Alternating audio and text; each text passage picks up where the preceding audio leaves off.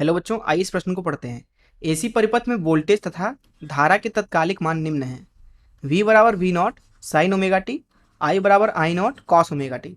परिपथ में औसत शक्ति क्षय कितना है? आइए इस प्रश्न के मुख्य उदाहरण की चर्चा करें। किसी भी प्रत्यावर्ती परिपथ में अगर विभव V है तथा धारा उस समय पे I प्रवाहित हो रही है, ऐसी स्थिति में जो यहाँ पे शक्ति लिखी जाती है किसी भी t समय पे, वह लिखी जाती है उस क्षण पर विभव गुणे उस क्षण पर धारा I। मान लीजिए कि आप t1 समय से लेकर के t2 समय तक शक्ति के औसत मान को निकालना चाहते हैं, जिसे p एवरेज से दर्शा देते हैं। तो इसको लिखा जाता है दरअसल किसी भी क्षण पे शक्ति गुणे dt और इसका समाकलन करते हैं t1 से t2। क्योंकि यहाँ पे समय के सापेक्ष औसत मान निकाल रहे हैं तो नीचे लिखेंगे dt t1 से t2, ऊपर को कुछ इसी तरीके से लिखेंगे t1 से t2 किसी भी क्षण पर शक्ति गुणे dt, नीचे लिख देंगे t2 माइनस t1। तो ये हो गया शक्ति के औसत मान को निकालने के लिए सूत्र। तो इस मुख्य अवधारणा का इस्तेमाल करके आइए इस प्रश्न को हल करें। यहाँ इस प्रश्न में बोला जा रहा है कि किसी भी समय पे किसी भी t समय पे जो विभवांतर है किसी एक प्रत्यावर्ती परिपथ में वो है v बराबर v not sine omega T, तथा किसी भी क्षण पर धारा का मान है I बराबर I not cos omega T, और हमसे पूछा जा रहा है कि औसत शक्ति कितना है। अब यहाँ पे क्योंकि समय नहीं बताया गया है इसलिए हम समय ले लेंगे 0 से 1 आवर्तकाल तक अर्थात t के बराबर, और t का मान लिखा जाएगा 2 पाई भागे ओमेगा। तो यहाँ से अगर हम औसत शक्ति लिखना चाहें 0 से t समय के लिए तो मुख्य अवधारणा से लिखेंगे इसको किसी भी क्षण पर औसत शक्ति गुणे dt 0 से t तक भागे t माइनस 0। अब यहाँ पे अगर किसी भी क्षण पे हम शक्ति का मान लिखना चाहें तो वो होता है vi, जैसा कि मुख्य उदाहरण बताया आपको।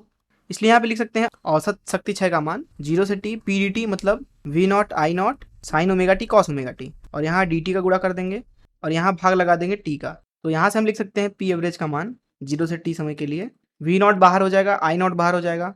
0 से t के लिए ऊपर नीचे हम क्या करते हैं कि दो का भाग लगा देते हैं, तो यहाँ आ जाएगा 2 sine omega T cos omega T, क्योंकि साइन ओमेगा टी गुणे कॉस ओमेगा टी का हम सीधे समाकलन नहीं कर सकते हैं इसलिए ऐसा कर रहा हूँ। और यहाँ dt है और नीचे भाग लगा है t का। 2 sine omega T cos omega T को लिख सकते हैं साइन 2 ओमेगा टी, सूत्र का इस्तेमाल करते हैं साइन 2 थीटा का सूत्र 2 साइन थीटा कॉस थीटा।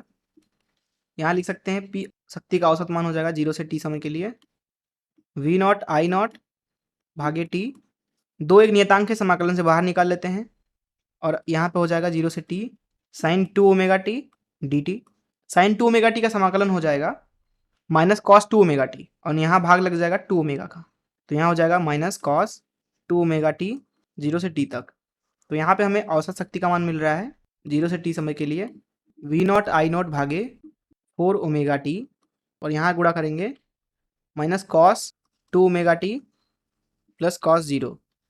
इसको लिख सकते हैं v नॉट I नॉट भागे 4 ओमेगा टी, अंदर लिखेंगे कॉस 0 का मान जो होगा वो दरअसल 1 के बराबर होगा, माइनस t का मान जो है दरअसल यहाँ पे जैसा कि मैंने आपको बताया 2 पाई भागे ओमेगा है, तो यहाँ आ जाएगा कॉस 4 पाई।